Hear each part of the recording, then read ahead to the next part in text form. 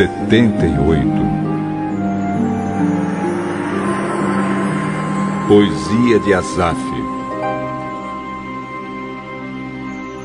Meu povo, escute o meu ensino e preste atenção no que estou dizendo, pois falarei com vocês por meio de provérbios e explicarei os segredos do passado. São coisas que ouvimos e aprendemos, coisas que os nossos antepassados nos contaram. Não as esconderemos dos nossos filhos, mas falaremos aos nossos descendentes a respeito do poder de Deus, o Senhor, dos seus feitos poderosos e das coisas maravilhosas que Ele fez. O Senhor deu leis ao povo de Israel e mandamentos aos descendentes de Jacó. Ordenou aos nossos antepassados que ensinassem essas leis aos seus filhos, para que os seus descendentes as aprendessem, e eles, por sua vez, as ensinassem aos seus filhos. Assim também porão a sua confiança em Deus. Não esquecerão o que Ele fez e obedecerão sempre aos seus mandamentos. Eles não serão como os seus antepassados, um povo rebelde e desobediente, que nunca foi firme na sua confiança em Deus e não permaneceu fiel a Ele. Os homens da tribo de Efraim, armados com arcos e flechas, fugiram no dia da batalha. Os israelitas não cumpriram a aliança que Deus havia feito com eles e não quiseram obedecer à sua lei. Esqueceram os milagres que Ele havia feito na presença deles. Diante dos seus antepassados, Deus realizou milagres na planície de Zoan, na terra do Egito. Ele dividiu o mar e levou os israelitas pelo meio dele. Ele fez com que as águas se levantassem como muralhas. Durante o dia, Ele os guiava com uma nuvem e de noite os conduzia por meio de um clarão de fogo. Ele partiu rochas no deserto e das profundezas da terra tirou muita água para o povo beber. Fez com que nascessem fontes na rocha e que a água corresse como um rio. Mas os nossos antepassados continuaram a pecar contra Deus. Eles se revoltaram no deserto contra o Altíssimo. De propósito, puseram Deus à prova, pedindo a comida que queriam. Falaram contra Ele, dizendo: será que Deus pode nos dar comida no deserto? É verdade que Ele partiu a rocha e que a água começou a correr como um rio. Mas será que Ele pode nos dar pão? Será que pode fornecer carne para o seu povo? Quando o Senhor Deus ouviu isso, ficou furioso. Ele atacou seu povo com fogo, e a sua ira contra eles aumentou, porque não confiaram nele e não acreditaram que ele os poderia salvar. Porém, Deus deu ordem ao céu lá em cima e mandou que as suas portas se abrissem. Ele deu ao povo pão do céu, fazendo com que caísse o maná para eles comerem. E assim comeram o pão dos anjos. Deus lhes deu comida com fartura. Depois, Ele fez soprar do céu o vento leste e, pelo seu poder, agitou o vento sul. Sobre o povo fez cair tantas aves que pareciam nuvens de pó ou os grãos de areia de uma praia. As aves caíam no meio do acampamento, em volta das barracas. Então os israelitas comeram e ficaram satisfeitos, pois Deus lhes deu o que eles queriam.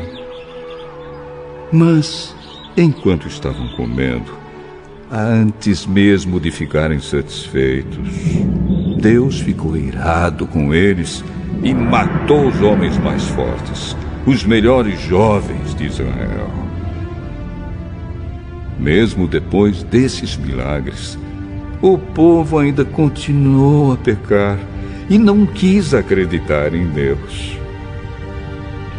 Por isso, ele os destruiu como se a vida deles fosse um sopro, como um desastre que acontece de repente. Porém, quando Deus matava alguns, os que ficavam vivos voltavam para ele. Eles se arrependiam e oravam com sinceridade a ele. Eles lembravam que Deus era sua rocha. Lembravam que o Altíssimo era o seu Salvador. Mas todas as palavras deles eram mentiras. Tudo o que diziam era apenas para enganar. O coração deles não era sincero para com Deus, e não foram fiéis à aliança que Deus havia feito com eles. Porém, Deus teve misericórdia do seu povo. Ele não os destruiu, mas perdoou seus pecados. Muitas vezes parou com a sua ira e não se deixou levar pelo seu furor. Lembrou que eles eram mortais, eram como um vento que passa e não volta mais. Quantas vezes se revoltaram contra Deus no deserto? Quantas vezes o fizeram ficar triste? Repetidas vezes o puseram à prova e entristeceram o santo Deus de Israel. Eles esqueceram o seu grande poder e do dia em que ele os tinha salvado dos seus inimigos. Esqueceram as coisas maravilhosas e os milagres que ele havia feito na planície de Zoan, na terra do Egito.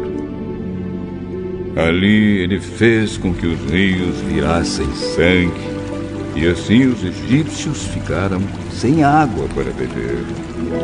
Mandou moscas para os atormentarem e rãs que estragaram seus campos.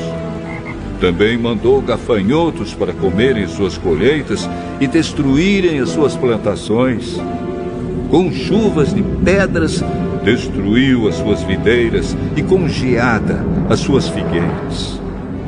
O seu gado e as suas ovelhas também morreram por causa das chuvas de pedra e dos raios. Ele os destruiu com o fogo da sua ira e com seu grande furor e a sua maldição, que vieram como mensageiros da morte. Ele não parou com a sua ira, nem deixou que eles vivessem, mas os matou com uma praga. Em cada casa, na terra do Egito, Deus matou o filho mais velho. Depois, como pastor, Deus conduziu o povo de Israel para fora do Egito e o guiou pelo deserto. Ele os guiou com segurança e eles não tiveram medo, mas os seus inimigos foram cobertos pelo mar. Deus levou os israelitas para a terra santa dele, para as montanhas que ele mesmo conquistou. Ele expulsou os moradores daquelas terras enquanto o seu povo avançava.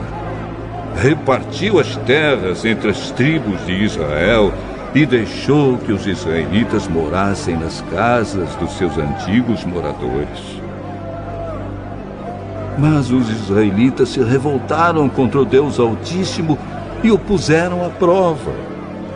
Não obedeceram aos seus mandamentos e foram desleais e rebeldes com os seus pais, traiçoeiros como flechas atiradas com um arco defeituoso.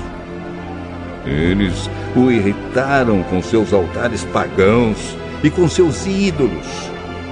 Fizeram com que ele ficasse enciumado. Quando Deus viu isso, ficou irado e rejeitou completamente o seu povo.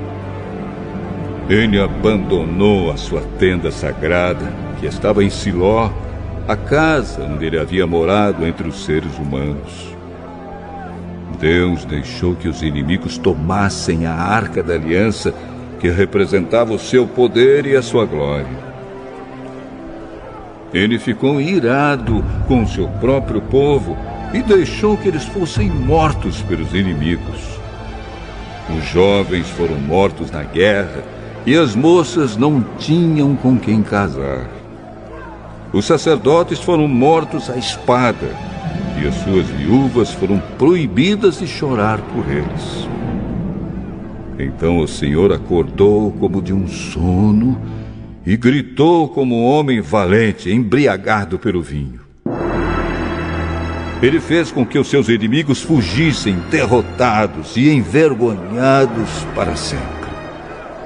Ele rejeitou os descendentes de José, não escolheu a tribo de Efraim.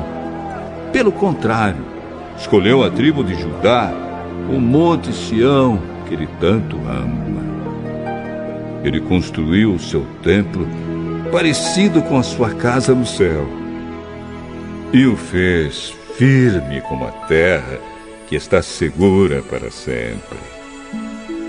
Então Deus escolheu o seu servo Davi. Ele o tirou do curral de ovelhas quando ainda pastoreava o rebanho. Ele o pôs como rei de Israel, como pastor do povo de Deus. Davi cuidou deles com dedicação e os dirigiu com sabedoria.